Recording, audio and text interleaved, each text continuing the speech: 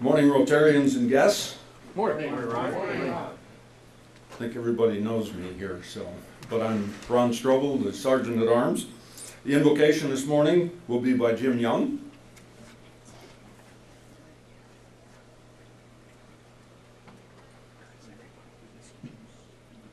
Good morning, Rotarians. Morning, John. Morning. Enjoy this beautiful day and forget that it's tax day. Right? Oh, it is? All right, let's bow our heads. Father, we turn our minds and hearts again towards you.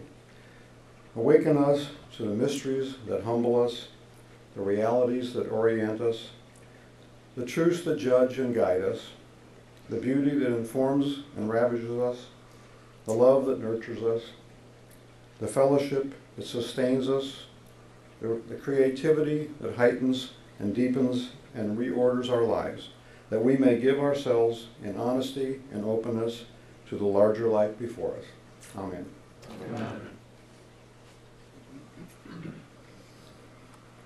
And please join me in the pledge and the four-way test. I pledge allegiance to the flag of the United States of America and to the republic for which it stands, one nation, under God, indivisible, with liberty and justice for all.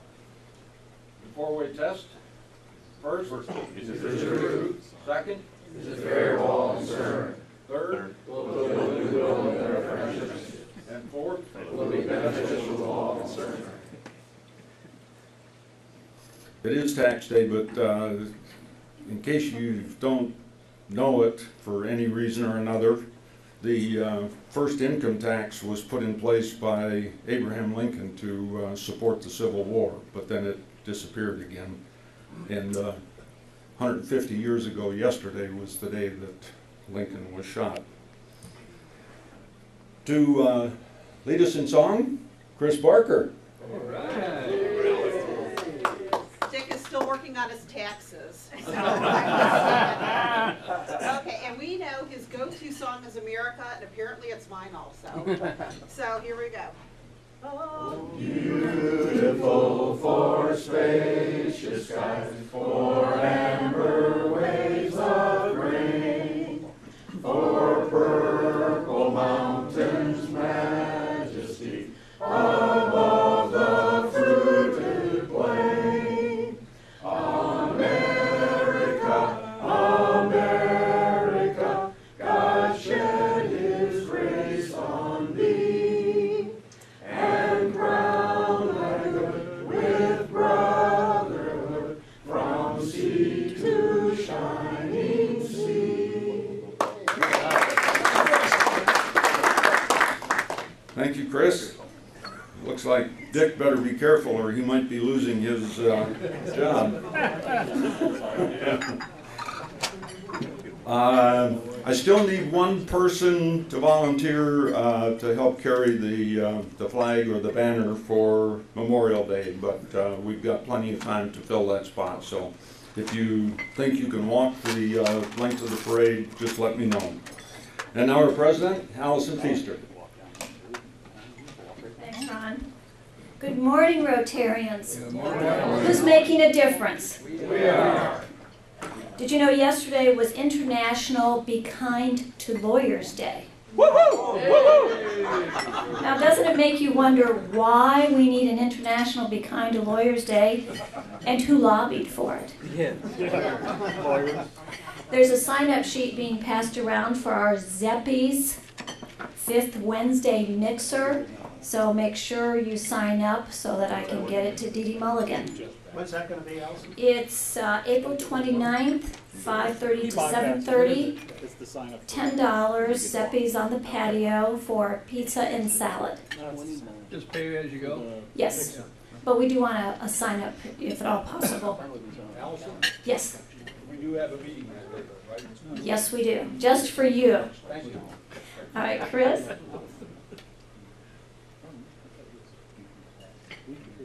good morning again, Rotarians. We have a few guests with us. If you'd please stand when I call your name. First, we have our speaker, Chuck Leedy, Director of Hudson Economic Development. Thank you. Morning, Chuck. And joining us again from Hudson Service Learning class, helping on the AV, is Noah Skupika. Thank you for joining us. Yeah. Thanks, Chris. Ed, you ready for your announcement?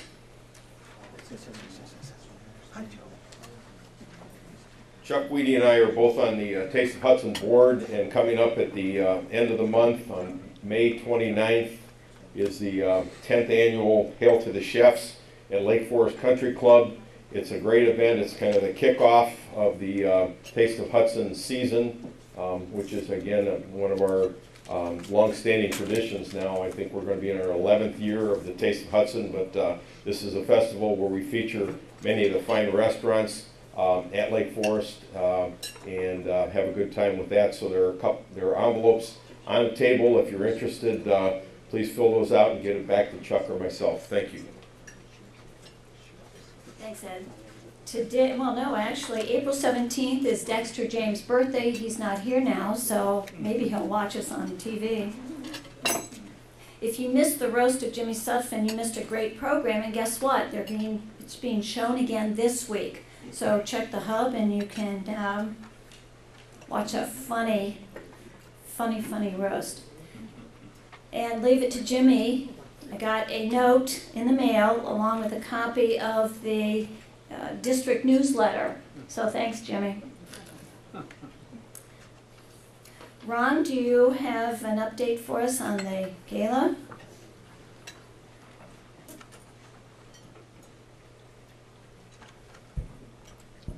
Today is the last day to get us either the gifts or the value and a description of the gift. If it's a basket or if it has something perishable in it, you're going to deliver it that day. But we absolutely need to know today so that we can start working, so that Jim Hackney can start working on putting the book together for the gala. We're running short of time to get that to the printer already, so we really need to cut it off and get that in the works. I promise I will, Ron. I promise. All right. Okay. The ticket sales, I'm not sure. We were at close to 100 a week ago, and with Joe out of town and Ron not here, Peter is collecting money today for tickets. But again, we've got 3 weeks to get tickets sold. Last year we had 272, so we have a ways to go yet, but there's 2.5 weeks to do that. That May 1st is getting closer and closer. Evan, would you like to give us an update on the gift intake and value? Absolutely. So as you guys may or may not know, 3 weeks and 2 days until the gala. So as he said, keep selling tickets. And thank you for going out and bringing in some gifts. Right now we're at $49,025, which is just shy of last year's number. And we have a stack of gifts out there. So I think it was a pretty good year so far.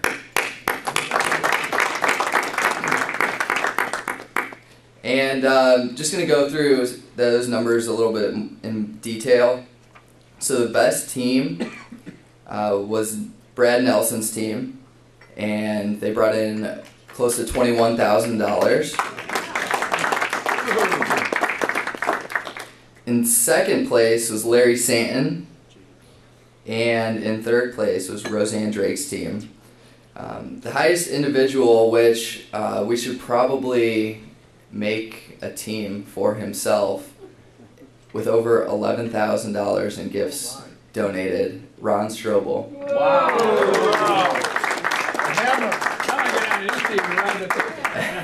And which team is he on by any chance? Nelson's. Brad Nelson. You put two and two together there. In second place, Gail with over $5,000. Wow. And then following that, Jim Ahern, Bob Hills, and Phil Herman were all over $2,000 in gifts donated. Other than that, just a recap of the gifts that we have so you can sell some gifts and have people come. We've got so many events that are fun for the family. Tickets to the Rubber Ducks, tickets to the Indians. I mean, any golf club that you want to play at in town, you can. We've got Walden, thanks to Max. We've got Silver Lake, Lake Forest. There's a week membership. I thought that was pretty cool. A blimp ride, a trip to Florida, a nice car for a month, and a boat trip, watches, jewelry, a ton of artwork. So I think we did a good job this year, and next year just start working on it a little bit early, and we might be able to do even better. Thank you.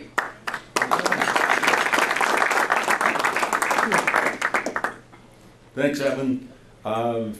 I have a little bit of an advantage in that I get one gift that's worth $5,800, and that's John White, the orthodontist in town, and he gives a complete orthodontal package. Everything you need to fix your grandchildren's or your children's teeth. So that's a little bit of an advantage I've got over the rest. He and I go way back to the early 90s when we were both on the Chamber of Commerce of Aurora. But anyway, so, you know, people you know, businesses you know, that's a nice way to build up the coffers for our gala.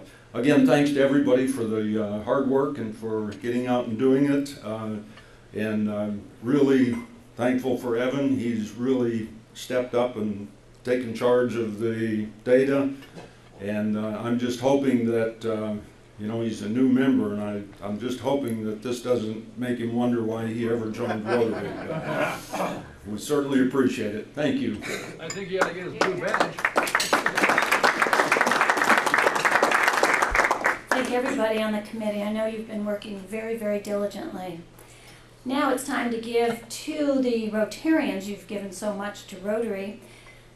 Tom Page has graciously given us 4 tickets to the White Sox versus Indians game today. It's a 12-10 game, 4 tickets plus a parking pass. So if there's anybody who can go, I've got the tickets right here. I can go, but I don't have 3 others to go with me. Talk to me, we'll find people.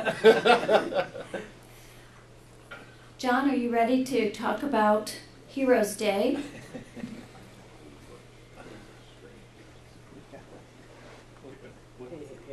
Take it easy, buddy. You only work 1 day a week. Good morning, Rotarians. I have met with Phil Latter from the Clock Tower organization, and he has his group ready to go for May 16th to do the mulching. And I met with Jacqueline Bowman, who is going to donate the mulch. But my understanding is that she said she's never delivered this amount, and there will be some cost based on the amount that she delivers, which I don't think that transpired last year. But I do have a backup, Dexter James, because Dexter was going to take on having the mulch done. So I need to talk to Dexter, so whatever cost may be left over, I think Dexter will help us out with that. We will meet May 16th at 7:30 at the Open Door in Hudson, and coffee and donuts will be provided. I have talked to Noah. I have a good relationship with Noah. We work out together at Life Center Plus. So service learning, I'm going to probably get information to contact some students at Hudson High School to help us that morning. So I need to get with Gail and put that on the website, and so that's where we are. And then the other thing, I guess there was T-shirts last year, and if you don't have a T-shirt this year, Jacqueline said that there would be T-shirts there, and they would be $5 a piece. And yes, sir. I missed the meeting last week. What's the mulching for? The mulching is for 2 veterans. The house that we are assigned to is on North Ovette Street, 95 North Ovette Street, and the veteran's name is John Hickey. And we're going to mulch their yard. And then the house that the clock tower is going to be performing at is right across the street. So, and I need to let both parties know that they need to put the tarp down in the driveway to put the mulch on, so it won't be all over. What's the timing again? We will meet at 7:30 on May 16th at the open door. And again, from this Rotary, if there's any volunteers, let me know and I can sign you up. So. What day of the week is that, John? That's a Saturday. Saturday morning.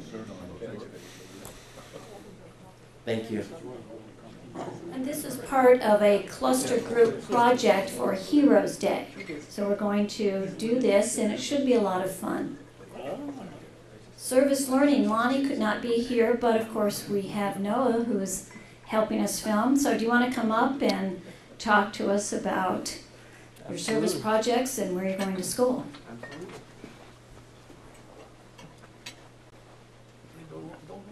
Thank you. So for my first semester, I was here at Laurel Lake, and I worked with Chaplain Mary Tatman in the missions department. And whenever I wasn't doing office work, I was visiting with residents and helping them just with anything, mostly just talking and listening to their stories. Now I'm at Haven of Rest in Akron, and on Tuesdays I work in the clothing department and help sort clothing donations and cut rags. And on Wednesday, today, I'm going to the Harvest Home and working in their daycare center and just working with, there's about 3 kids, and they're 5 years old, 2 years old, and 1 year old. And I love working with little kids. It makes it's a bright spot in my day on Wednesday. And at Haven of Rest, we're doing a school supply donation drive for our site project. And last semester, I did biographies for a couple of the residents here. We put them in their rooms to help create a connection with their caretakers. Next week, we're going on our ASP trip to Southern Ohio, and I'm really excited for that. I've done ASP through the United Methodist Church here in Hudson for the past 2 summers, so I'm really excited to go down to do it again with the service learning program. And next fall, I will be attending the University of Cincinnati, and I will be majoring in exercise and movement science. And I wish to work, do physical therapy with paraplegics and amputees. Wow.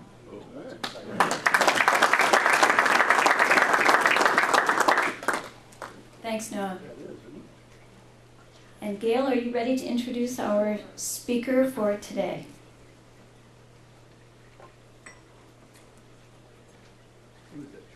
Thank you, Madam President, and good morning, Rotarians. Good morning, Gail. Mr. Weedy handed me this morning in 8-point type. So, here we go. No, it's my pleasure to introduce Chuck. He began his career in the economic development as the economic development in the Assistant Director of Administration, excuse me, of the Summit County Department of Community and Economic Development, and then became the Economic Development Coordinator in the City of Stowe.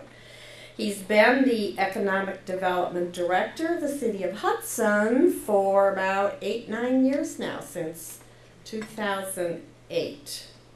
7 years. 7 years. He is Hudson's first-time full-time Economic Director. His previous experience was in logistics management, labor relations, sales management, and recruiting. He is currently the administrator of Hudson's participation in the Summit Business Partnership. He was a 2-year term OEDA, Ohio Economic Development Association Area Director, and Neotech Northeast Ohio Trade and Economic Consortium. Trade and Economic Consortium, Marketing Committee member, Chairman of the Board of Directors for Summit Workforce Solutions, and is certified as an Economic Development Finance Professional by the National Development Council. My pleasure to introduce Chuck Weedy.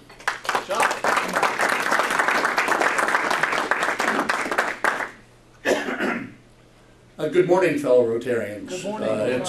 It's a pleasure to be back with so many friends that welcomed me here into Hudson when I first started as the development director into the Rotary. So it's good to see so many friendly faces. What I'd like to do is to kind of start you out looking at some of the things that we did in 2014 and some of the successes that we have had. You know, we developed at the end of 2013 a strategy to create a marketing initiative within the city. It was supported by our city council, and in fact, one of your Morning Club Rotarians, George Snyder, was very influential in the very beginning of this initiative. But as a result, we've done a lot of outreach and a lot of getting the word out about the city of Hudson and why Hudson is a great location for a business. We had, last year we had a very successful Realtor Developer Summit where we brought in commercial and industrial realtors to talk about some of the things that were going on in Hudson, some of the successes, and again to convince them that they should bring their projects to the city. We held that at the Gables of Hudson, and then we replicated that event this year with an even larger event that we held at Lake Forest Country Club. We have co-sponsored, or did co-sponsor last year with the Greater Akron Chamber of Commerce, a booth at the Medica Trade Show in Dusseldorf, Germany, where we were represented. This year we partnered again with the Chamber at the National Plastics Exposition in Orlando. In fact, that was last month. And this week we are co-sponsoring at the Hanover Messe in Hanover, Germany this week. We have worked with our friends at Neotech and co-sponsored their foreign trade seminar at Progressive Field last year, and are looking forward to partnering with them at their logistics conference at Firestone Country Club later this year. We attended the Ohio Economic Development Association's annual summit in Columbus in October, and also attended the Mid-American Economic Development Council's Site Selector Conference in December.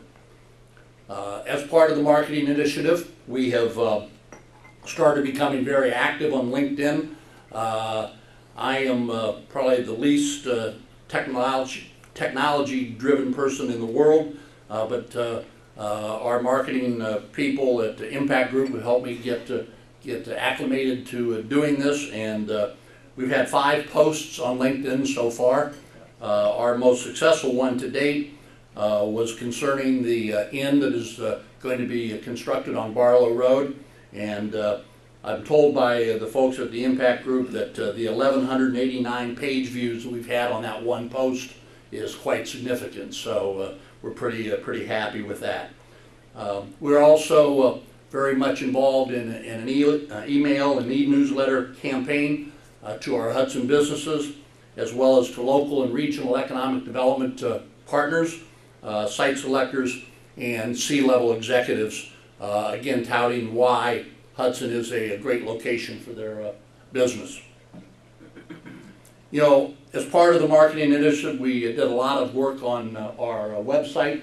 It is critically important. Site selectors and C-level executives who are looking for a location for their business will first go to websites and try to get all the information they need from your website. So it's important that you have robust information on the website. And we are looking at that. We improved our available property section.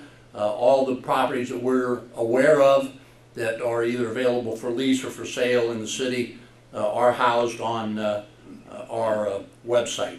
And we work very closely with our developer and commercial realtors to try to keep that information up to date.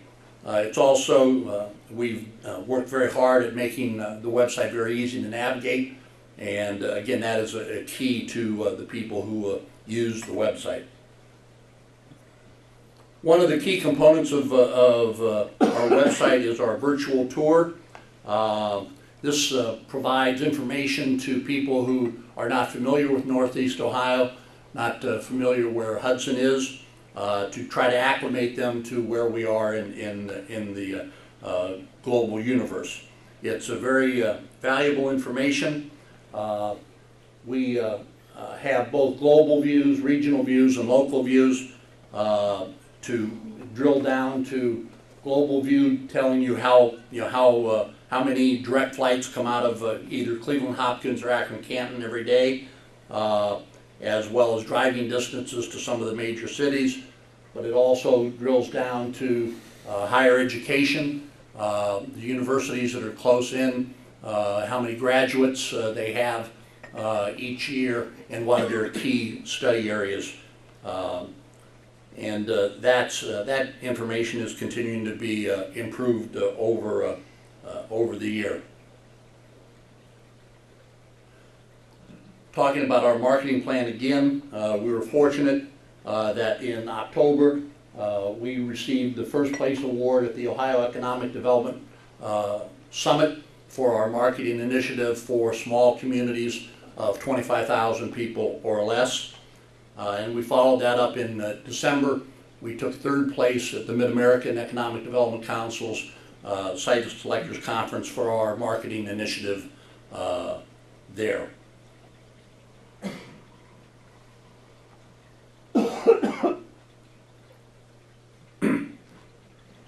In 2014, we did welcome 26 new businesses to the community. Most of those were in the retail venue, but we did have a couple of really nice wins in bringing Exelon Corporation to Hudson. They are a sales agent for a German company. They provide industrial X-ray equipment to industry.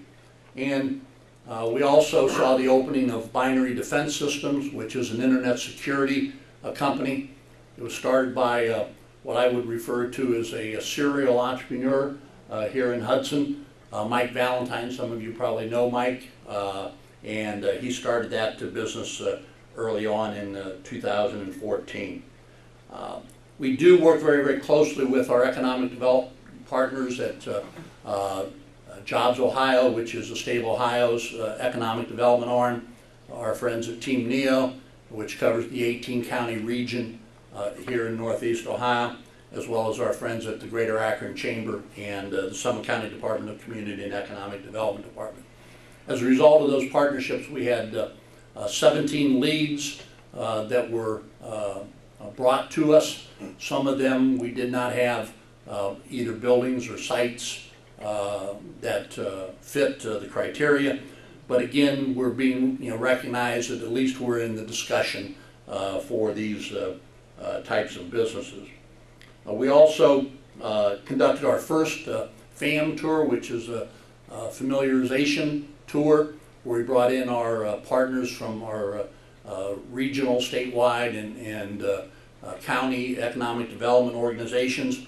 A lot of the people would say, well, we know where Hudson is and we know about Hudson, but truly they didn't know about Hudson. They didn't know what was going on here, what were some of the successes that we had, and some of the initiatives that we were working on.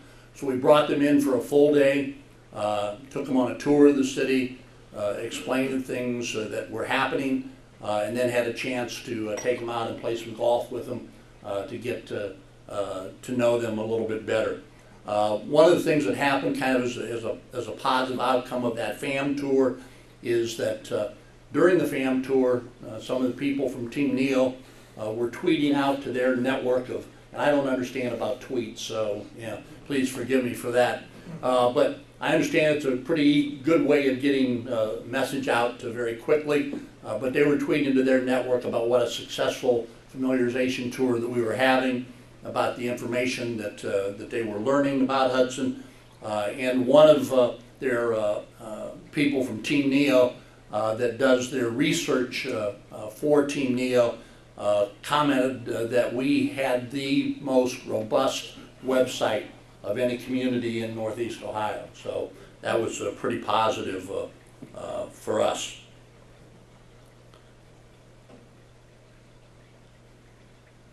Moving on to 2015, some of the things that you will see going on.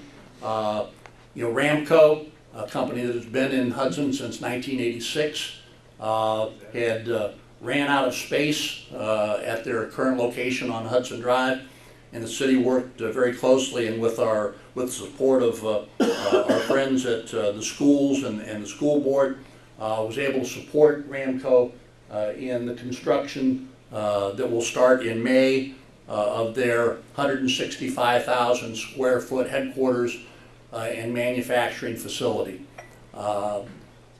Beside the fact that it's the largest industrial project that we've done probably in the last 10 to 12 years, valued at about $12 million, and we retain 120 of the jobs that already are at Ramco, plus with their commitment to grow that by probably a minimum of another 20 jobs beyond that. It is a great story in the fact that here is a Hudson company who is bringing manufacturing back from offshore back here to the United States and are doing the manufacturing right here in Hudson. And so it is a great story. It's a family that has been committed to the Hudson community for years, and we were very pleased to be able to help them in whatever way that we could. Another groundbreaking that will take place in the early summer is the Wall House Inn project on Barlow Road. It will be a 71-room inn that the plan, we're finishing up the traffic impact study for Barlow Road right now, but soon you should start to see the demolition of the old flood manufacturing buildings on the north side of Barlow Road, and getting the site ready for the groundbreaking for the Wall House Inn project.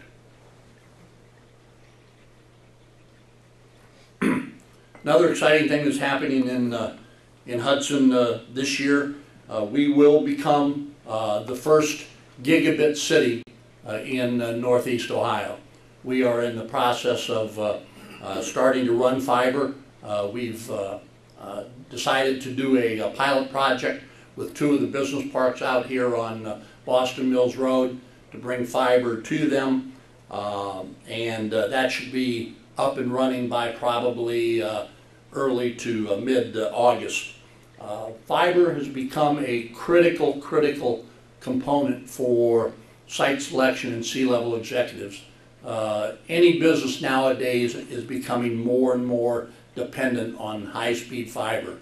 Fiber is now looked on as just another piece of infrastructure, just like having a road, just like having electric and water and sewer and all those items.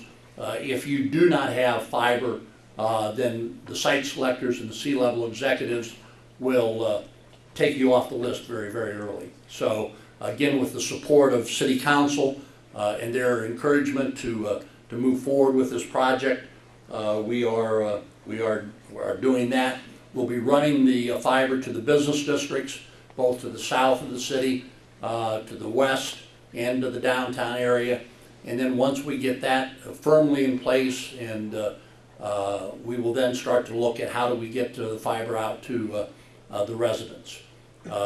We did a survey, our consultant did a survey, and we had over 2,000 surveys returned from our residents saying that they really did want the fiber. Another big project that you'll start to see work on this year is phase 2 of the downtown redevelopment. One of the first things that need to happen for phase 2 to take place is we will need to move some of our public facilities out of downtown. I think the first that you will see go will be Hudson Public Power. That'll probably move out probably the first part of 2016. Probably followed shortly behind that by the Salt Dome. And again, with partnership with our friends at the schools, look to move the bus barn out of downtown and relocate the bus barn. We are also in discussions with Windstream. All of you are probably aware that Windstream has 2 facilities in the downtown area. They have their technicians and installers work out of one building on the property down there, and they also have what they refer to as their NOC center, their Network Operations Center, that oversees the workings of their system. We are talking about purchasing the property from Windstream. They have said that they would be willing to move the one operation out of downtown, and that would be the installers and the technicians. It would mean that we would lose about 30 jobs, and if they moved it, they would probably move it farther north and to the west, more into the center of their service area. The Network Operations Center can't be moved, so as we move forward on their property with probably additional office space in downtown, we will probably do some facade improvements on their building to make it meld in with what the offices are going to look like. We'll also have to address the parking issue in downtown, probably looking at constructing at least a 2-story parking terrace in the downtown area for the new jobs that will be brought into the office area. The acreage that is covered by Hudson Public Power, the Salt Dome, and the Bus Barn, we're looking at making a residential component of the downtown redevelopment. We have been told, and we've heard loud and clear by people who live here in Hudson who are in the downsizing mode. Their kids have gone off to college and they no longer need the 5-bedroom, 4-bath home, and they want to stay in Hudson, but there's no housing stock that they can downsize and still stay in the kind of facility that they would like. So we're looking at different types of housing that not only can support the empty nesters, but also support bringing in young professionals who want to start their family here in Hudson. They maybe do not have any children at this point in time, but plan to raise a family here because of our outstanding schools. So we give them a chance to get their feet planted firmly here in Hudson early on and to grow their family here.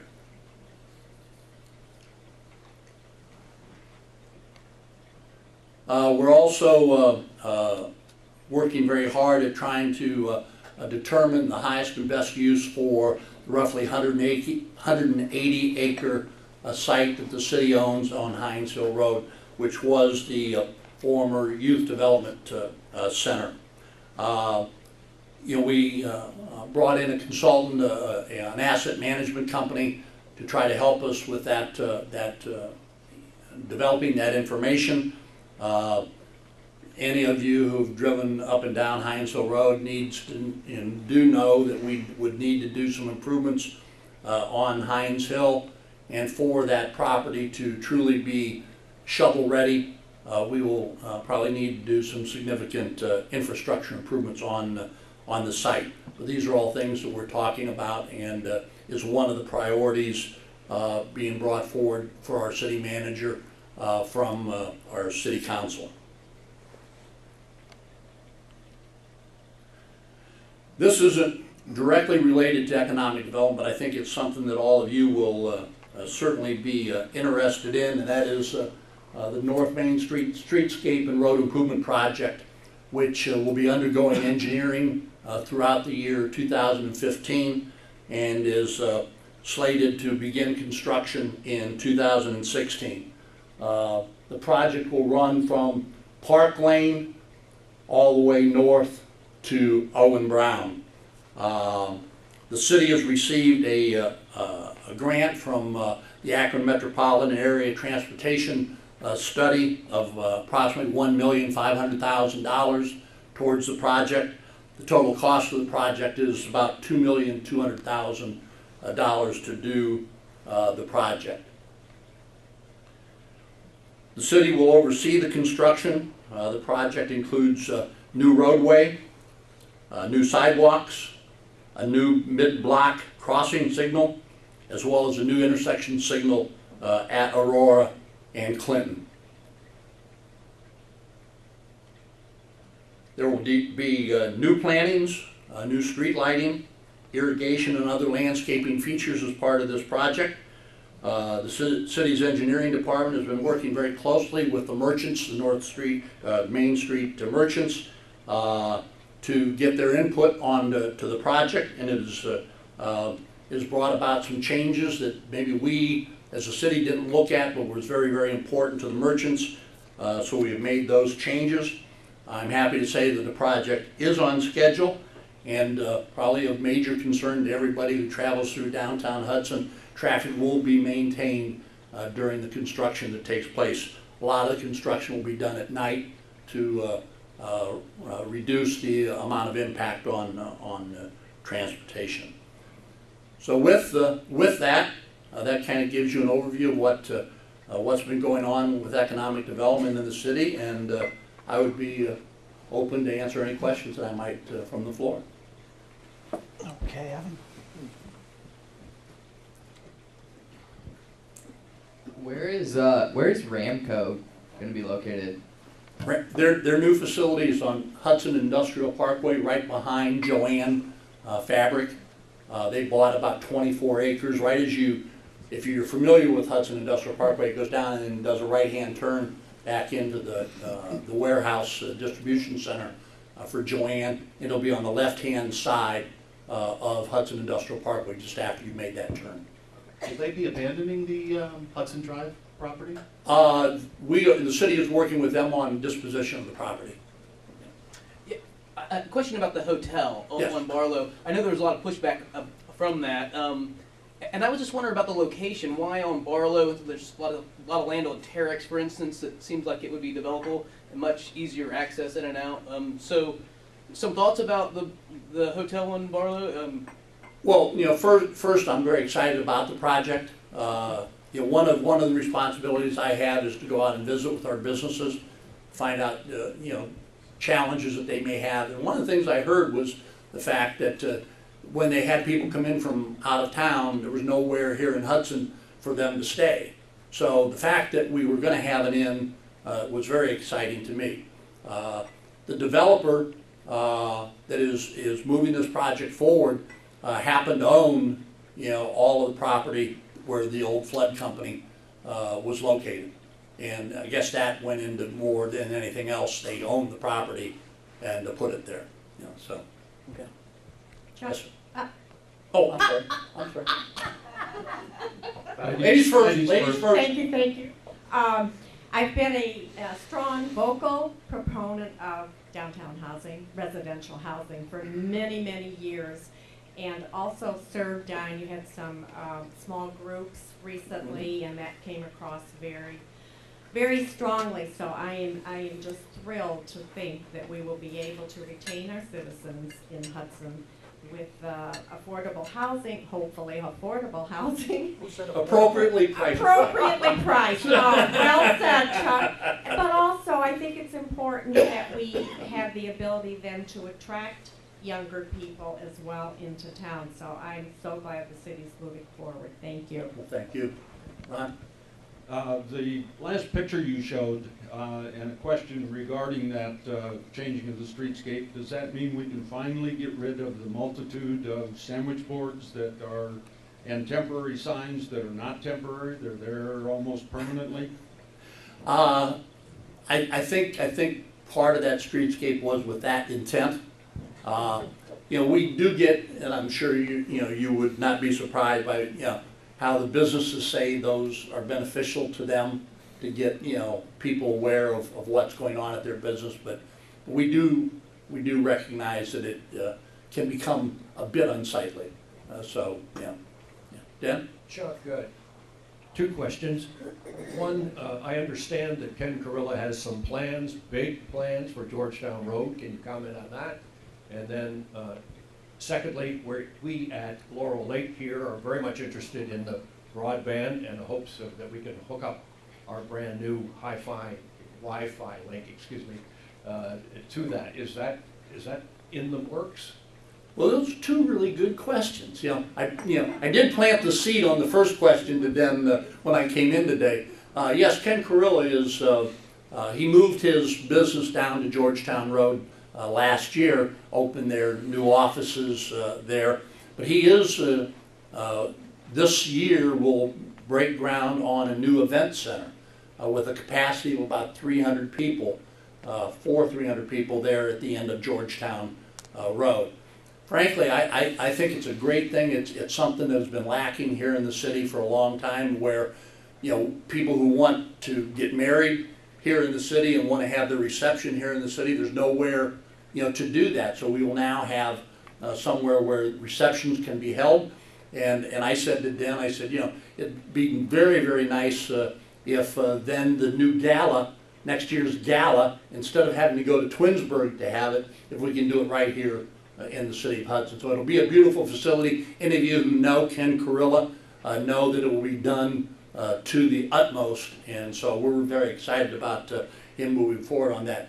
And to the point about fiber and broadband for Laurel Lake, as we're doing the project at the Omni on the Lake and West Park office parks, obviously we have to come right by Laurel Lake. So one of the items in the pilot project is to work with the folks here at Laurel Lake to bring the fiber into Laurel Lake to have the residents here have access to the fiber. Hey, Jeff, with regard to the streetscape plans that you described, on the west side of Main Street, is there any thought of reinstalling trees or putting trees back on that stretch of property there right in front of the stores? They're all pretty much gone now. And the answer to that question, you know, easily is yes. We won't have as many trees as there have been in the past, but there will be trees planted back on North Main Street on the west It's really end. important to have that as a reflection when you come into town to see the trees along that street. Absolutely, absolutely, absolutely. Over to you, Jeff. Yeah, Jeff, thank you for your presentation. Nice to get an update. My question is, there's a number of kind of I consider major vacancies in First and Main and on Main Street. Is there any prospects for those being filled? Obviously, the one most visible, I guess, would be the Gap space that was open. You know, happy to report, and if you happen to be walking on Main Street past the Gap, the old Gap space, you will see kind of a message on the windows touting the opening of a new home furnishing decor store, kind of a upper end furniture and decor store called SUB dash urban dash sit will be the name of the company, and so we're very excited about that coming. The First and Main, I think probably what you're referring to, Coldwater Creek, and Pete's, as well as the in-style area. I've been talking with the folks from Fairmont Properties on a regular basis, and I'm led to believe that they are very, very close to leases to fill up all three of those spaces. Yeah.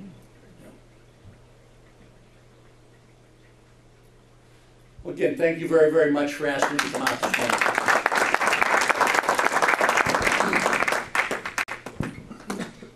Thank you. Thanks. Very, very interesting. And I've known Ken Carilla since he built my daughter's playground back in the early 80s, and it was a great structure.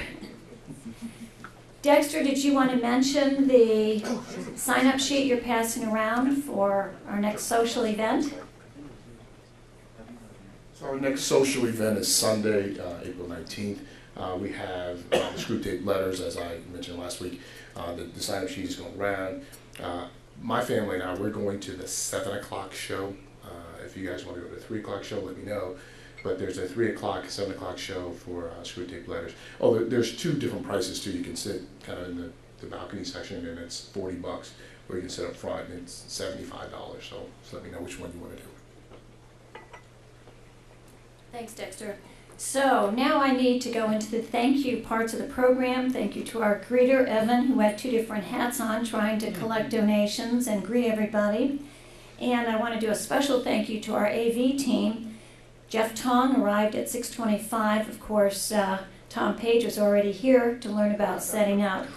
So thank you. And to James Field, who came early before his next meeting to help, as well as Noah. Thanks, Noah. Thanks, Noah. So it's time for Rotary.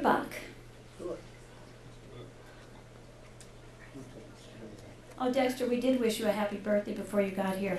Happy birthday. Alrighty, Rotabuck, payout is $8. But if you win the jackpot, I don't know how much the jackpot is, Ben. 407. Okay, so get your tickets out. Blue ticket, no, pink ticket. Oh. Okay, 270980. Ah. Wow. And you came in before me. Yeah, that's fine. Get it, Noah, come on. Oh. Wait, let me give you your $8 though. Thank you, everybody. Have a great week.